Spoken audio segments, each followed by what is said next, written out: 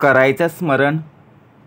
गुरुर्ब्रह्मा गुरुर्विष्णू गुरुर्देहो महेश्वरः सद्गुरु साक्षात परब्रह्म तस्मै श्री सद्गुरुवे नमः.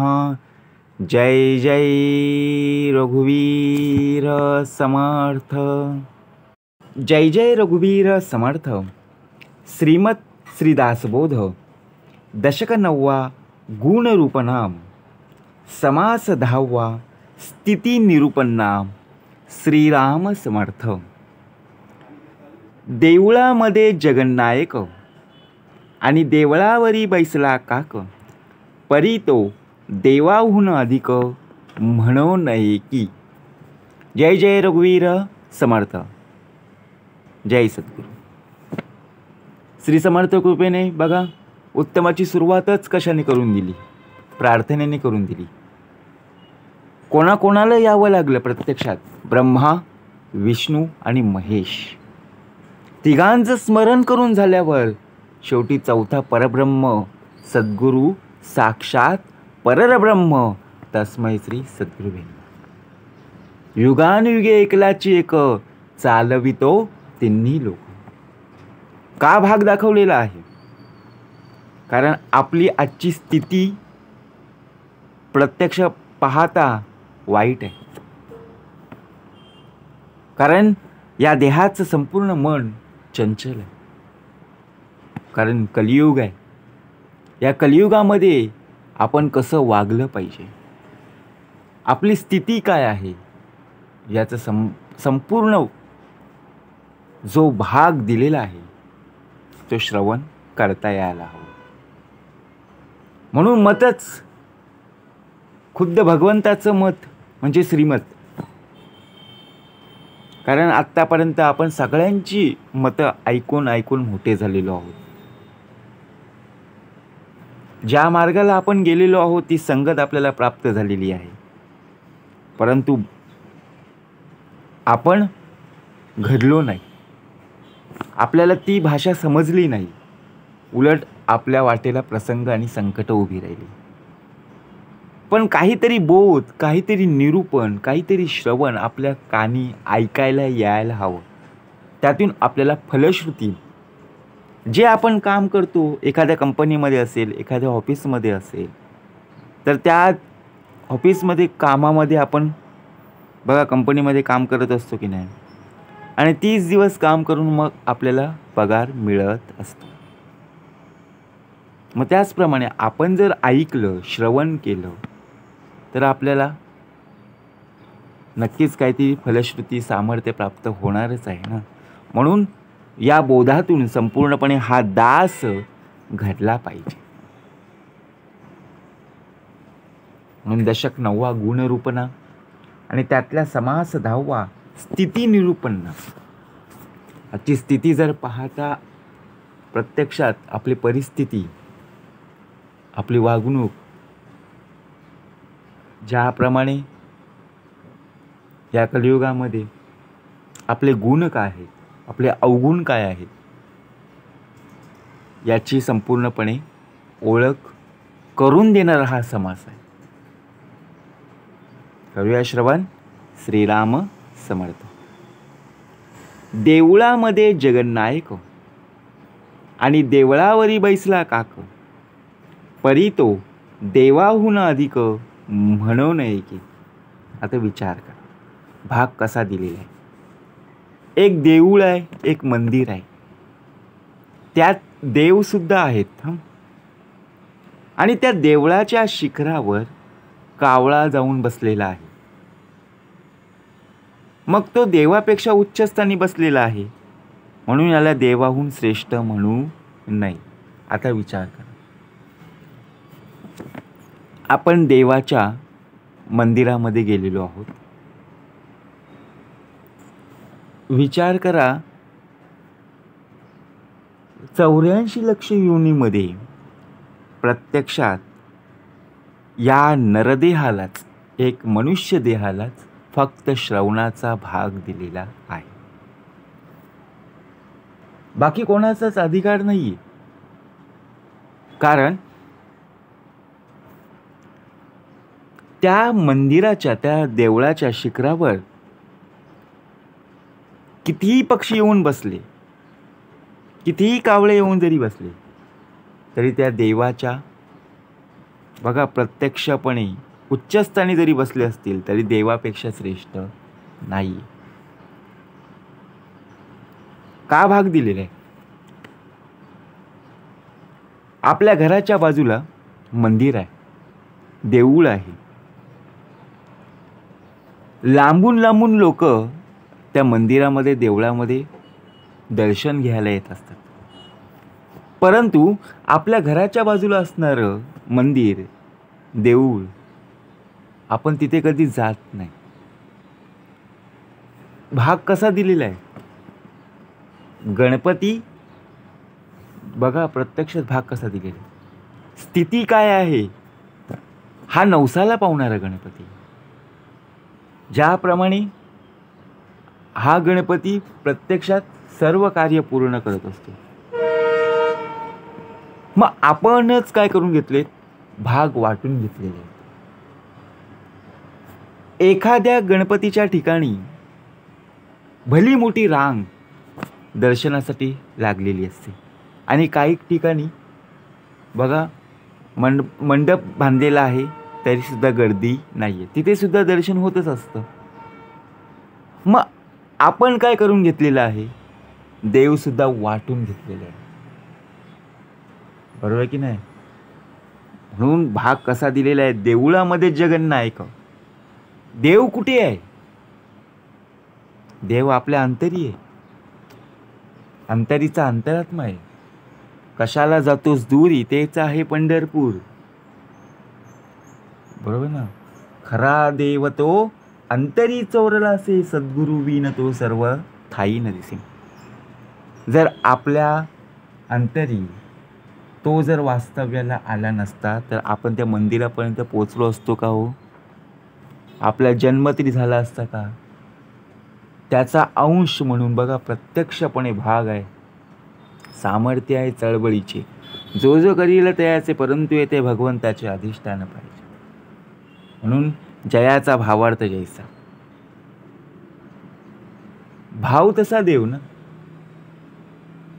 बरोबर की नाही? म्हणून देवळामध्ये जगन्नायक आणि देवळावरी बैसला काक, परी तो देवाहून अधिक म्हणू नये. आपण पाहिलं असेल आता दर्शनासाठी आलेल्या लोकांना सुद्धा शेवटी हाकलावं लागतं. विचार करा. कारण का? खूप गर्दी झालेली आहे.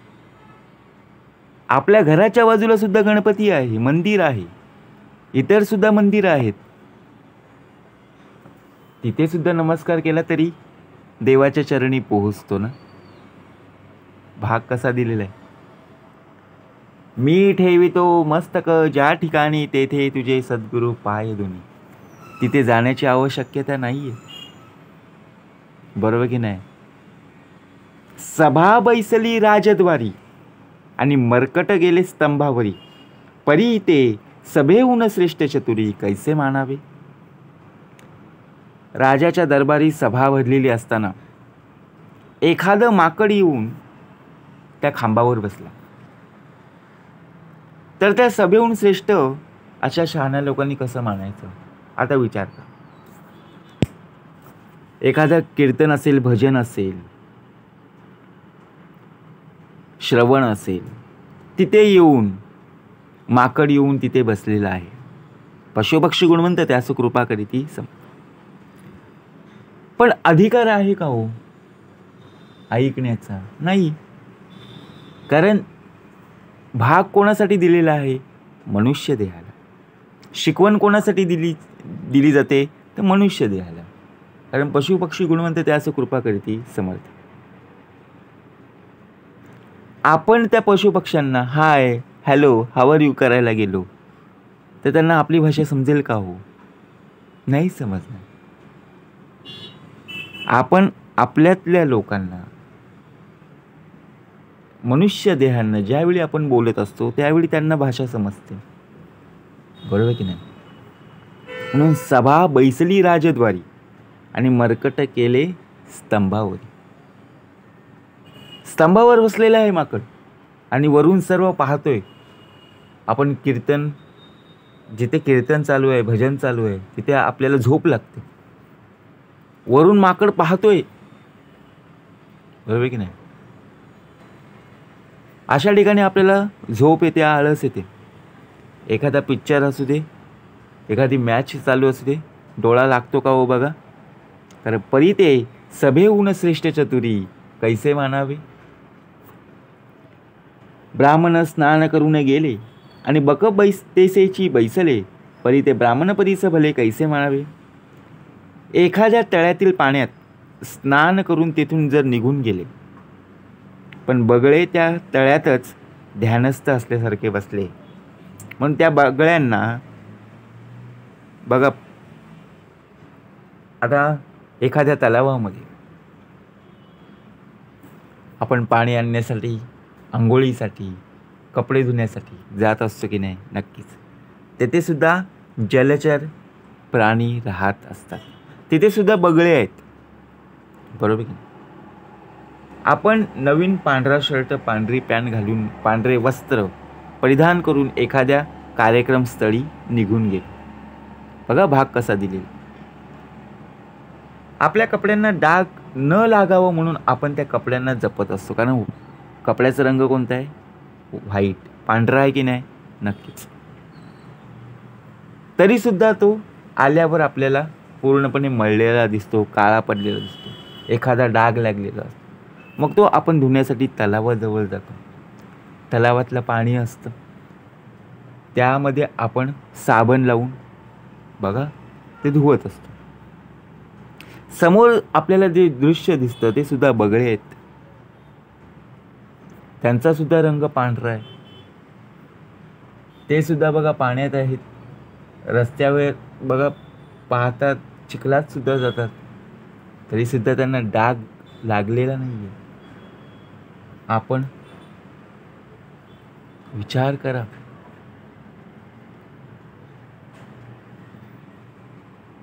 नाशिवंत देह. त्याचप्रमाणे भाग समर्थांनी पुढच्या ओळीमध्ये दिलेले.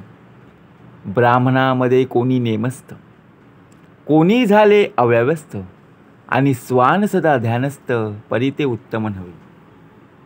कोणी नियमाने वागणारे असतात, तर कोणी अव्यवस्थित वागणारे असतात.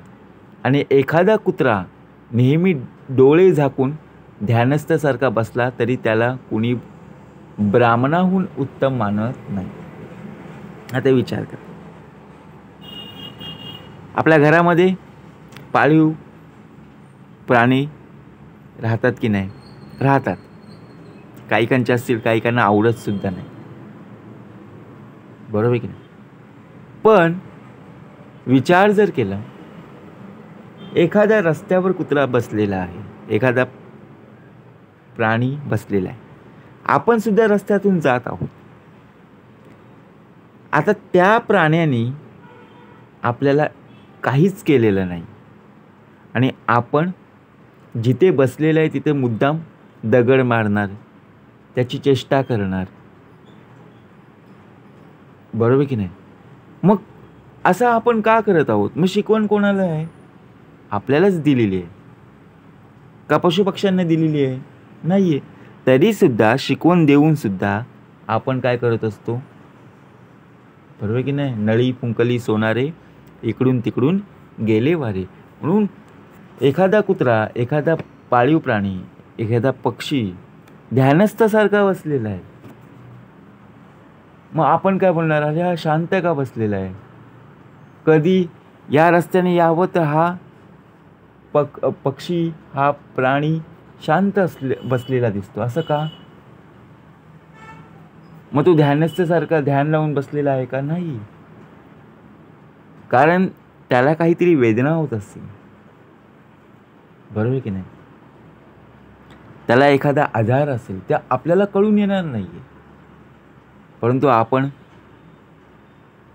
प्रत्यक्षपणे अनेक प्रकारचे विचार आपल्या डोक्यांमध्ये येत असतात. ब्राह्मण लक्षमुद्रा नेणे, मार्जर लक्षविषयी शहाणे, परी ब्राह्मणासेच विशेष कोणी म्हणावे त्यास.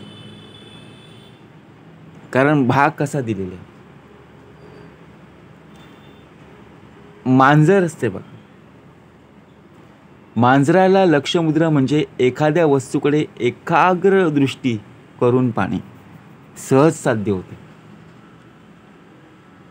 कारण आपल्या घरामध्ये दूध असतं बघा, दुधाचं पातेलं भरलेलं आहे आणि एखादी मांजर आपल्या घरामध्ये असली ना, किंवा कोणाची बाहेरून येतात बघा शेजारी पाजाऱ्यांची मांजर, आणि आपल्या घरामध्ये दुधाचं पातेलं आहे, तर ते पातेलं कोणीही घरी नसताना ते पिऊन जातं. आपल्याला कळत सुद्धा नाही आहे, आवाज सुद्धा ती करत नाही आहे. विचार करा.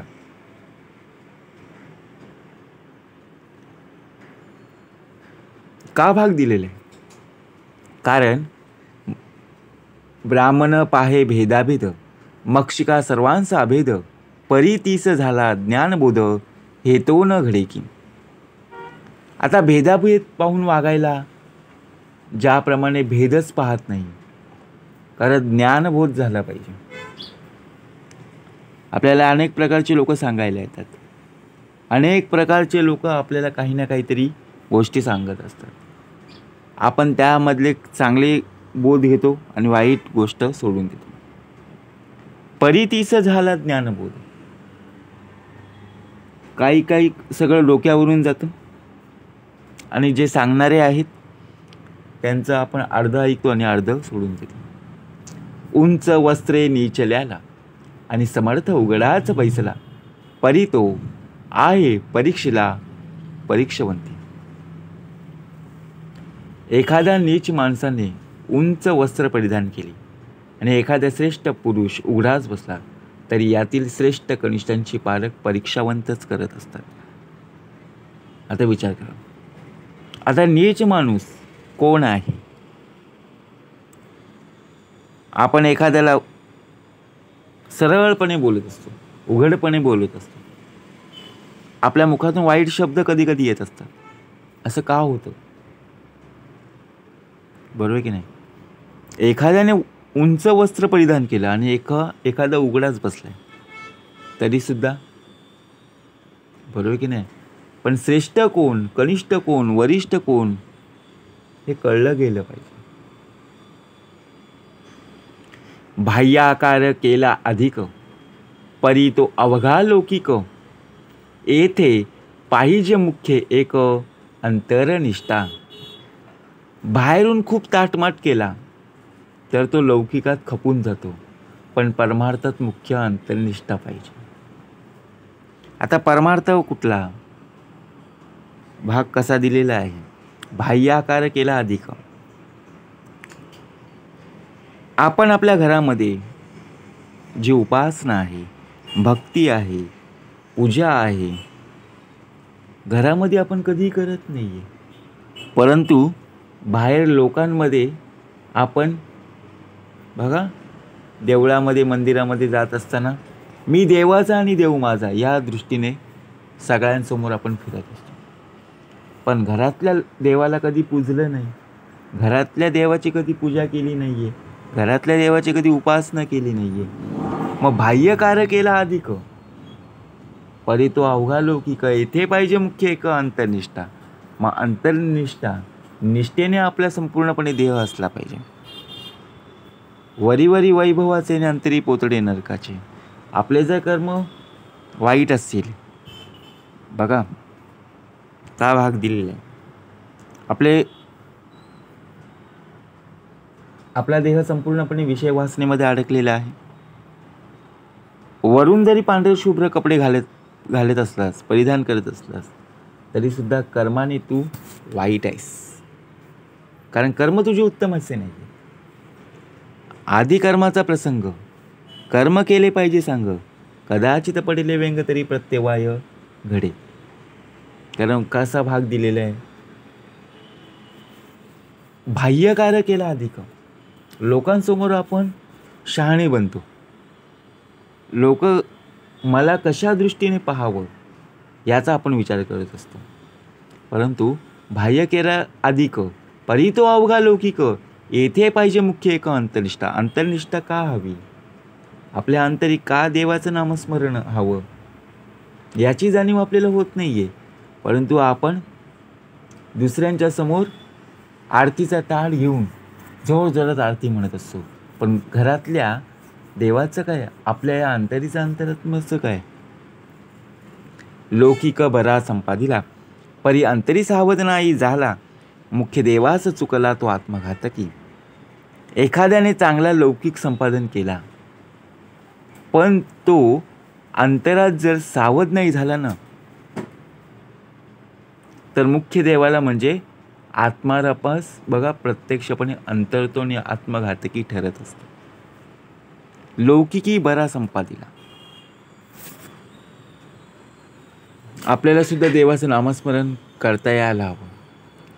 जर आपल्यामध्ये प्रत्यक्षात पाहायला गेलो देवाचं नामस्मरण नसेल, देवाची भक्ती आपल्याला करता येत नसेल, तरी सुद्धा देव आपल्याला बघा जोपर्यंत आयुष्य आहे तोपर्यंत आपल्याला काय करत असतो? सांभाळत असतो. परंतु आपली ज्यावेळी शिल्लक संपते ना, त्यावेळी आपल्याकडून जे जे वाईट कर्म घडलेले आहेत त्यांना आपल्याला सामोरं जावंच लागतं. म्हणून देवास भजता देवलोक, पित्रास भजता पित्रलोक, भूतांस भजता भूतलोक पाविजितो. जे देवाचं भजन करत असतात ते देवलोकास प्राप्त होतात. जे पितरांना भजतात त्यांना पितृलोकाची प्राप्ती होते. आणि जे भूतांना भजतात ते भूतलोकास का भाग दिलेले. आता आपण कशामध्ये मोडत आहोत? भाग कसा दिलेला आहे? जे देवाचं भजन करतात. आता स्वर्ग कुठे आहे, नरक कुठे आहे याचा आपण विचार केला तर स्वर्ग इथेच आहे, नरक सुद्धा इथेच आहे. देवाचं स्मरण, देवाचं नामस्मरण याच मुखाने स्वर गात राहिले पाहिजे. त्याचा स्वर्ग इथे आहे ना. परंतु जे देवाचं भजन करतात ते देवलोकास प्राप्त होतात. मग देवाचं जर समजा आपण भजन, कीर्तन, विष्णुस्मरण, पादसेवन, अर्चन, वंदन, दास्य, सख्य आणि आत्मनिवेदन या नवविधा भक्तीमध्ये आपला जर देह असेल तर संपूर्णपणे बघा देवलोकास प्राप्त झाल्याशिवाय राहणार नाही. जे पितरांना भजतात ते पितृलोकी, आणि सर्वात महत्त्वाचं म्हणजे जे भूतांना भजतात ते भूतलोक. बरोबर की नाही? जेने जयास भजावे तेने त्या लोकांशी जावे, निर्गुणी भजता व्हावे निर्गुणाची सोय. जे लोक ज्याचे भजन करतात ते त्या लोकांस जातात, आणि जे निर्गुणास भजतात ते स्वतःच निर्गुणच होतात. जे लोक देवाचं भजन करत असतात ते शेवटी देवाच्या चरणी समर्पित होऊन जातात ना. परंतु आपण जर देवाची ज्याप्रमाणे दिलेली शिकवण, त्या शिकवणीमध्ये जर आपला देह राहिला नाही, देवाच्या चरणी आपल्याला राहता आलं नाही, मग कशा प्रकारे बघा प्रत्यक्षपणे भाग दिलेला आहे. जे लोक ज्याचं भजन करतात ते त्या लोकांस जातात, परंतु जे निर्गुणच भजतात ते स्वतः निर्गुणच होतात ना. निर्गुणाचं कैसे भजन, निर्गुण असावे अनन्य, अनन्य होता होय जे धन्य निश्चयसे. निर्गुणाचं भजन कसं करायचं तर निर्गुणाशी अनन्य व्हावे. असे अनन्य झाल्यास तो माणूस निश्चितपणे धन्य होतो. आता निर्गुणाचं भजन कसं करायचं? जे जे वाईट विषय आहेत, जे जे वाईट गुण आहेत त्यांचं भजन कसं करायचं की आपल्यातला जो वाईटपणा आहे, आपल्यातले जे वाईट अवगुण आहेत ते बाजूला कसे सारता येतील याचा अभ्यास आपल्याला करता यायला पाहिजे. तरच तो माणूस, तरच तो नरदेह प्रत्यक्षपणे धन्य होतो. सकळ केलियाचे सार्थक, देव ओळखावा एक, आपण कोण हा विवेक पाहिला पाहिजे. समर्थांनी प्रत्यक्ष ओवीमध्ये दासबोधामध्ये पहिल्याच समासामध्ये आपण कोण हा निश्चय बोलिला असे भाग दिलेला आहे. येथे सुद्धा दिलेला आहे आपण कोण हा विवेक. आता विवेक आणि अविवेक. सकळ केलियाचे सार्थक. केव्हा सार्थक होईल? देव ओळखावा एक. आपल्याला देव अजून ओळखता आला का? देवाची ओळख, देवाची जाणीव कशा प्रकारे आपल्याला करता येईल? आपण कोण हा विवेक पाहिला पाहिजे. खरा देव कोण आहे हे ओळखलं म्हणजे सर्व जे जे प्रयत्न केलेले असतात त्याचं सार्थक होत असतं. आपण खरे स्वरूप काय आहोत हा विवेक मनुष्याने केला आहे. बघा, प्रत्यक्ष मनाच्या श्लोकामध्ये खरा देव तो अंतरी चोरला असे, सद्गुरु विन तो सर्व ठाई न दिसे दिलेला आहे की नाही? मग सकळ केलियाचे सार्थक. सकळ केलियाचे सार्थक म्हणजे काय? आपल्याकडून कोण करून घेत आहे? सकाळी उठल्यापासून ते रात्री झोपेपर्यंत, आणि रात्री झोपताना सुद्धा बघा श्वास उश्वास चालूच आहे ना? का बंद ठेवलेला आहे? नाही ना.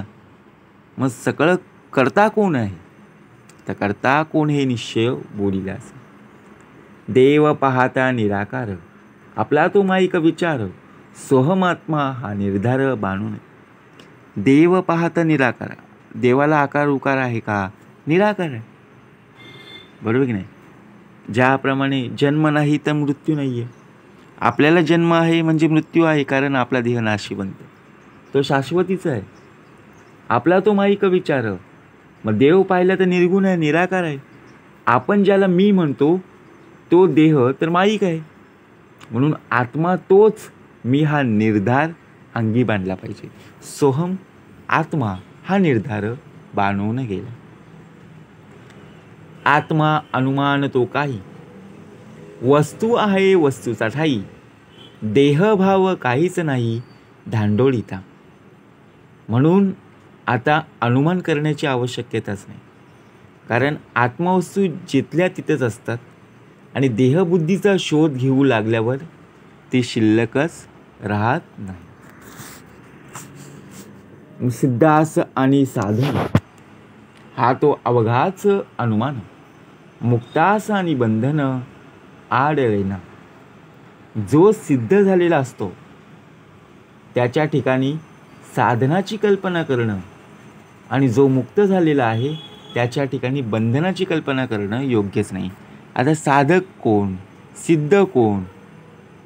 प्रत्यक्षपणे मोक्षप्राप्ती, सायुज्य मुक्ती. आता मोक्षप्राप्ती केव्हा आहे? मोक्ष म्हणजे मोकळा केला. सायुज्य मुक्ती केव्हा आहे? कारण आपण सुद्धा आपला देह या बंधनामध्ये अडकलेला आहे, तिथून सुटायचं आहे. बरोबर की नाही? त्याच्या ठिकाणी साधनाची कल्पना करणं खूप महत्त्वाचं आहे. आपल्याला साधन काय दिलेलं आहे? तर देवाचं नामस्मरण आपल्या मुखात, श्रीमुखात 24 तास जपा अजपा असणं गरजेचं आहे. साधने जे काही साधावे ते तो आपणची स्वभावे, आता साधकाच्या नावे शून्याकार. साधन करून जे काही साधावायचं आहे ते साध्य तो स्वाभाविकपणे जर पाहायला गेलो तर साधनाच्या नावे शून्याकार होतो. म्हणजे त्याला समाधानाची आवश्यकता उरत नाही आहे. आता समाधान आनंद केव्हा आहे? जेव्हा एखादी गोष्ट आपल्या मनाप्रमाणे होत असतं. साधन करून जे काही साधावायचं असतं तो साध्य. एखादं आपल्याला काम दिलेलं आहे, ते काम आपण पूर्णपणे यशस्वीरित्या पूर्ण केलेलं आहे. आपण आपलं टार्गेट पूर्ण ठेवलेलं आहे, ते टार्गेट आपल्याला कंप्लीट करता आलं आहे, म्हणजे आपण साध्य झालेलो आहोत. परंतु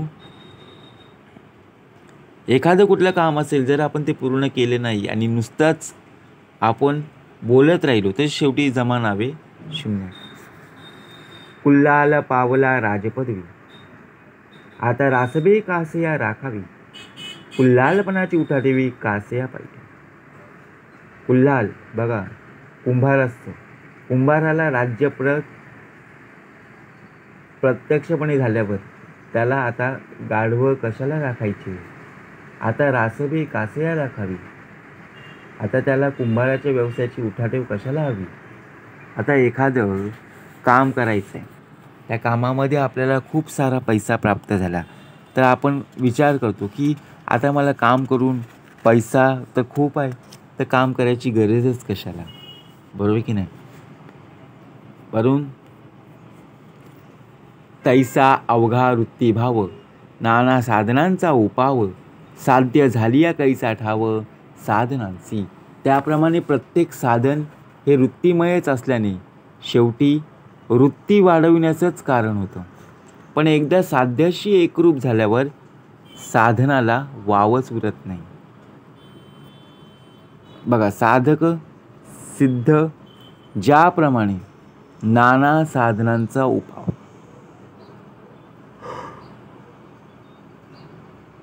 ज्याप्रमाणे आपण एखादं साधन वापरतो, आता घड्याळ आहे, घड्याळ चालू पाहिजे, त्याला सेल टाकल्याशिवाय तो चालूच होणार नाही. मग त्याला साधन काय आहे, बरोबर की नाही. साधने काय साधावे, नेमे काय फळ घ्यावे, आपण वस्तू भरंगळावे कासे असे. आत्मवस्तू आपणच स्वतः असताना साधनेने काय साधायचं आणि नेमधर्माने काय फळ साध्य करून घ्यायचं. आता आपण एखाद्या कंपनीमध्ये, एखाद्या ऑफिसमध्ये काम करत आहोत. त्यामध्ये काम करत असताना आपण फळाची अपेक्षा करत नाही की मला किती पैसे मिळतील, किती काय मिळेल. आपण आपल्या कामाचं टार्गेट पूर्ण करत असतो आणि त्याप्रमाणे आपण कार्य करत असतो. जर आपण एखादा टार्गेट ठेवला की मला एवढे पैसे मिळतील, पण त्याच्यापेक्षा जर आपल्याला कमी प्राप्त झाले, कमी दिले गेले, तर आपल्याला संपूर्णपणे तो काम नकोसं वाटतं आणि त्या कामाची संपूर्णपणे इच्छा सोडून जाते. कारण का, मनाप्रमाणे आपल्याला पैसे मिळाले नाही. जिथे 100 रुपये मिळणार होते तिथे मला 85 मिळाले, मग 15 रुपये कुठे गेले याचा आपण विचार करत असतो. दिवसभर आपण ते काम उत्तमतेने केलं, परंतु 15 रुपयासाठी आपण बघा, आपली जी इच्छा होती त्यामुळे आपली नाराजी वाढली गेली. देह तरी पांचा भूताचा, जीव तरी अंश ब्रह्मीचा, परमात्मा तरी अनन्याचा ठाव पा. देह तरी पांच भूताचा, तू जर स्वतःला देह मानत असशील तर देह हा पंचमहाभूतांचा आहे. जीव बघा प्रत्यक्षपणे परब्रह्माचा एक अंश आहे आणि परमात्मा जर समजत असशील तर त्याच्याशी एकरूप कसे होता येईल याचा शोध घे. देह तरी पंचभूताचा. आता पंचमहाभूतं दाखवलेली आहेत, पृथ्वी, आप, तेज, वायू आणि आकाश. जीव तरी अंश ब्रह्मीचा. जीव जन्माला आला की प्रत्यक्षपणे तो परब्रह्माचा अंश आहे, कारण करता करविता तोच आहे, बरोबर की नाही. परमात्मा जर समजत असशील तर त्याच्याशी एकरूप कसं होता येईल हे पाहिलं पाहिजे. परंतु आपण एकरूप होत नाही. एखादं कार्य करायचं असेल तर आपण बाजूला सरलो जातो. असं होता कामा नये ना. उगेची पाहता मी पण दिसे, शोध घेता काहीच नसे, तत्वे तत्व निरसे पुढे निखळ आत्मा. आता उगाच देहबुद्धीने पाहू लागलो की मी देह असं वाटतं, पण शोधू लागल्यावर देह हा पंचमहाभूतांचा हे कळल्यानं नंतर तत्वाने तत्वांचा निराश झाला.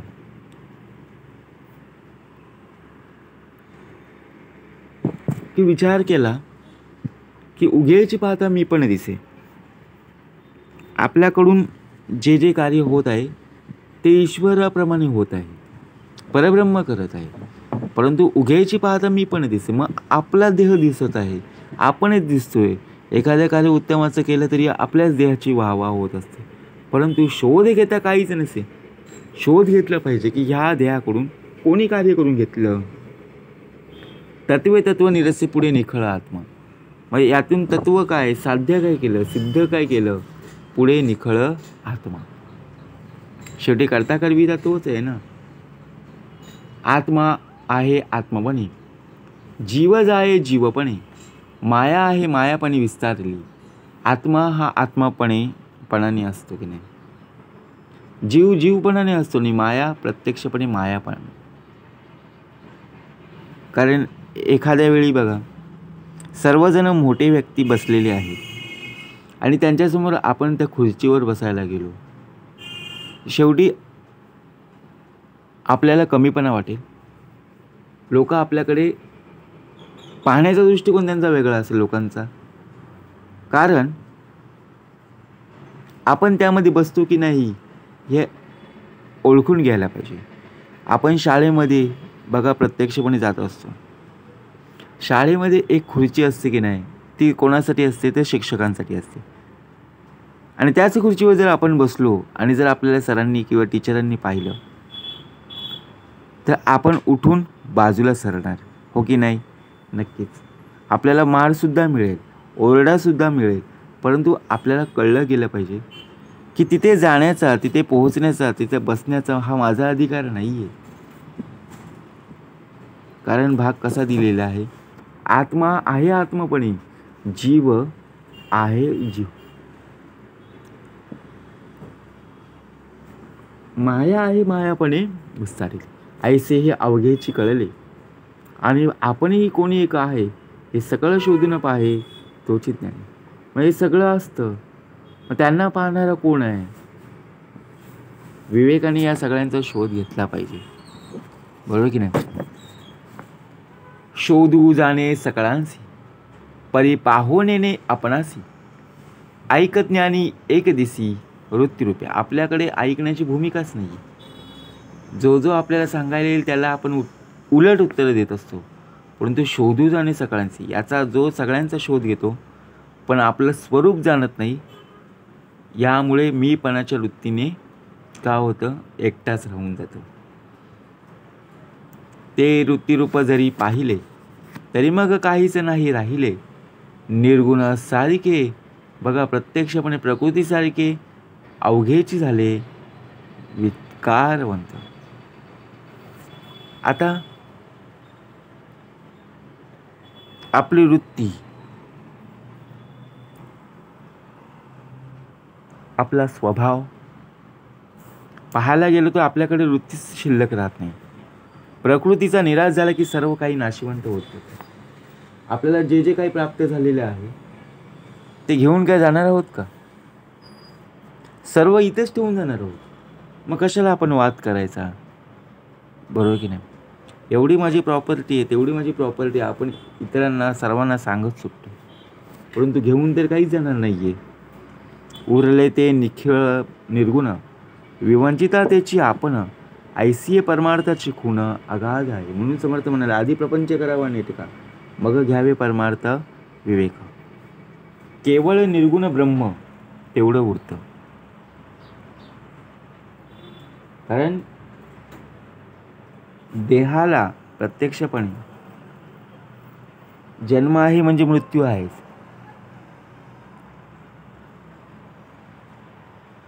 परंतु परब्रह्माला जन्म सुद्धा नाही आणि मृत्यू सुद्धा होत नाही.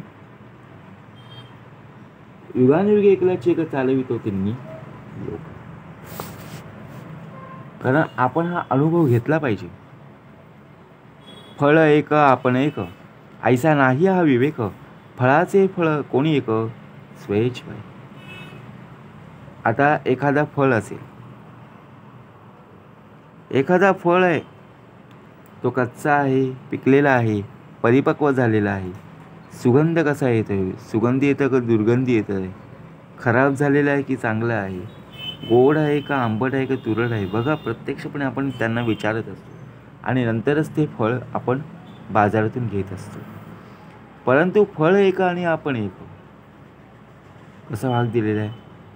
आपण कुणी वेगळा आणि फळ आपल्यापेक्षा वेगळं, अशा प्रकारचा हा विवेक नाही आहे. कारण फळाचेही सर्वश्रेष्ठ फळ ते आपण स्वतः होत असतो. रंक होता राजा झाला, वरे पाहता प्रत्यय आला, रंकपणाचा गलबला रंकी करावा. रंक होता राजा झाला, एखादा गरिबी असेल, गरिबीतली दिवस काढत असतील, बघा भिकारी असेल, पण नीटपणे जर शोधून पाहिला तर आता आपण पूर्णपणे राजा झालेलो आहोत. कारण रंकपणातील किरकिर करण्याची आवश्यकताच त्यात राहत नाही. जो कोणी रंक असेल त्याने ही गोष्ट केली गेली पाहिजे ना. वेदशास्त्रे पुराणे नाना साधने निरूपणे, सिद्ध साधू ज्या करणे नाना सायस करीती. आता विचार करा, सिद्ध साधू महाज्ञानी. बघा, शास्त्र पुराण सर्वांचा अभ्यास करून नाना निरूपणे ज्याच्यासाठी प्रत्यक्षात काय करत आहेत, नाना सायास करत आहेत. ते ब्रह्मरूप आपणची अंगे, सारासार विचार प्रसंगे, करणे न करणे वावगे काहीच नाही. ते ब्रह्मरूप आपण स्वतःच आहोत असे सारासार विचाराच्या योगे जाणून घ्यावे, म्हणजे करणे न करणे काहीच उरत नाही. रंक राज आज्ञासी भ्याले, तेची पुढे राजा झाले, मग ते भयेची उडाले रंकपणा सरीसे. ज्याप्रमाणे भिकारी पूर्वी राजाज्ञाला भीत होता, पुढे तोच राजा झाला, त्यावेळी रंकपणाही नष्ट झाला आणि त्याबरोबर पूर्वी राजाज्ञेचे जे भय वाटत होते ते शेवटी नष्ट झाले. वेदे वेदाज्ञेने चालावे, सच्चा हस्ते शास्त्र अभ्यासावे, तीर्थ तीर्थ असं जावे कोण्या प्रकारे. ज्ञानी पुरुष साक्षात वेदरूप शास्त्ररूप तीर्थरूप बनतो, वेदाने वेदांताचं पालन करता यायला. ज्याप्रमाणे अमृते सेवावे अमृत, अनंते पहावा अनंत, भगवंते लक्षावा भगवंत कोण्या प्रकारे. अनंते पहावा अनंत आणि अमृते पहावा, अमृते सेवावे अमृत, अमृत आणि अमृत कसे सेवावे. आता विचार करा, आपण एखाद्या पूजेला जात असतो, पूजेला आपल्याला पंचामृत देतात की नाही, नक्कीच त्याचं आपण सेवन करत असतो. परंतु अनंताने अनंत कसा पाहावा, भगवंताने भगवंताचं ध्यान कशा प्रकारे करावं. आपल्याला जी जी शिकवण दिलेली आहे त्या शिकवणीमध्ये आपला देह असला पाहिजे. संत असंत त्यागावे, निर्गुणी निर्गुणासी भंगावे, स्वरूपी स्वरूपी रंगावे कोण्या प्रकारे. सदा सर्वदा स्थित व्यापक आहे, त्याने नसलेला हा जो भाग आहे तो त्याग करावा. परंतु कसा करता येईल, निर्गुण आणि निर्गुणाला कसं नष्ट करता येईल. अंजने लावे अंजन, धने साधावे धन, निरंजने निरंजन कैसे अनुभवावे. अंजन आणि अंजन कसे लावे, धनाने धन कसे प्राप्त करावे आणि निरंजनाने निरंजनच कसे अनुभवावे. आता विचार करा, आपल्याकडे पैसा आहे, तर पैशाला पैसा लावल्याने आपल्याला अनेक प्रकारे पैसे प्राप्त होत असतात. एखादी आपण इन्व्हेस्टमेंट करत असो, त्या इन्व्हेस्टमेंटमधून एखादी गुंतवणुकीवरून आपल्याला पैसा प्राप्त होत असतो. त्याप्रमाणे निरंजनाने निरंजनास कसं अनुभवावे. एखादा दिवा आहे, निरंजन आहे, त्यामध्ये आपण तेल टाकल्यावर, कापसाची वात लावल्यावर आपल्याला त्याचा प्रकाश प्राप्त होतो की नाही, बरोबर की नाही. त्याचप्रमाणे अंजनी लावे अंजन, धने साधावे धन, निरंजनासे निरंजन कैसे अनुभवावे. साध्य करावे साधनासी, ध्येय धरावे ध्यानासी, उन्मने आवरावे मनासी कोण्या प्रकारे. जे साध्य बघा प्रत्यक्षपणे आपल्याला साधन म्हणून करायचं आहे, जे ध्येय आहे त्याचं ध्यान करता यायला हवं. जे उन्मनाने प्रत्यक्षात मनाला कसं आवरावं. कारण आपला भाग कसा दिलेला आहे, आपल्याला कोणी काय बोललं की आपल्याला चटकन राग येतो, लगेच आपल्या मुखातून वाईट शब्द आपल्या मुखातून येत असतात. परंतु आपल्याला जी उपासना दिलेली आहे, आपल्याला जे साधन दिलेलं आहे, नामस्मरण आपल्याकडून करता यायला हवं. साध्य करावे साधनासी, ध्येय धरावे ध्यानासी, उन्मने आवरावे मनासी कोण्या प्रकारे. इति श्री दासबोधे गुरुशिष्य संवादे स्थिती निरूपण नाम समास 10वा. जय जय रघुवीर समर्थ.